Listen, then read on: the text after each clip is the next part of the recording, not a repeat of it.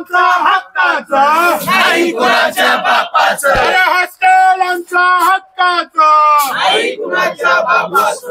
पुणे विद्यापीठामध्ये आज विद्यार्थी लोक आज चिखल आंदोलन करताय। आपण त्यांच्याकडून जाणून घेऊया की आंदोलन कशासाठी आहे आणि ते का करतायत। बाबासाहेब आंबेडकरांचं विजय असो, डॉक्टर बाबासाहेब आंबेडकर। दादा, आंदोलनाचं कारण काय? तुम्ही का आंदोलन करताय? काय मागणी आहे तुमची? आंदोलनाचं कारण मॅडम हे आहे की या वर्षी विद्यापीठ प्रशासनानं 60 ते 70% विद्यार्थ्यांना हॉस्टेल दिलेलं नाही आणि यामुळे ग्रामीण भागातले जे सर्व येणारे विद्यार्थी आहेत ते परत जात आहेत। बऱ्याचशा म्हणजे 100 ते 200 विद्यार्थिनी या हॉस्टेल न मिळाल्यामुळे परत गेलेले आहेत। ग्रामीण भागातील आई वडील असतील ते विद्यार्थिनींना हॉस्टेलशिवाय पुण्यामध्ये ठेवत नाहीत किंवा आर्थिक परिस्थिती त्यांची नसते, म्हणून आम्ही ही मागणी करत आहोत की सरसकट ज्या ज्या गरजू विद्यार्थी आणि विद्यार्थिनी आहेत त्यांना हॉस्टेल भेटलं पाहिजे।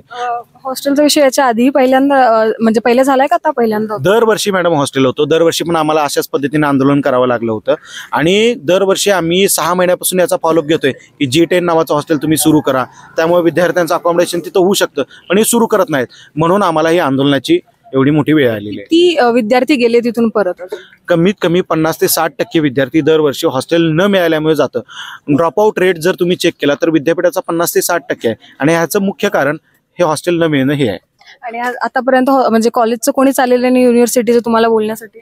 विद्यापीठ प्रशासनानं अजून तरी गोडे सर म्हणून होते जे रेक्टर, त्यांना पाठवलं होतं, पण त्यांनी फक्त संवाद साधला, लेखी स्वरूपात आम्हाला कोणत्याही पद्धतीचा त्यांनी व्यवहार केलेला नाही। त्यांनी लेखी स्वरूपात आम्हाला ज्यावेळी आश्वासन देतील त्यावेळी आम्ही आंदोलन मागे घेऊ शकतो। आता या सगळ्या गोष्टींमध्ये पुणे युनिव्हर्सिटी कशा प्रकारे दक्षता घेते ते आपण नक्कीच बघूया। तोपर्यंत मी मृदुला नारळे, न्यूज डॉट्स पुणे।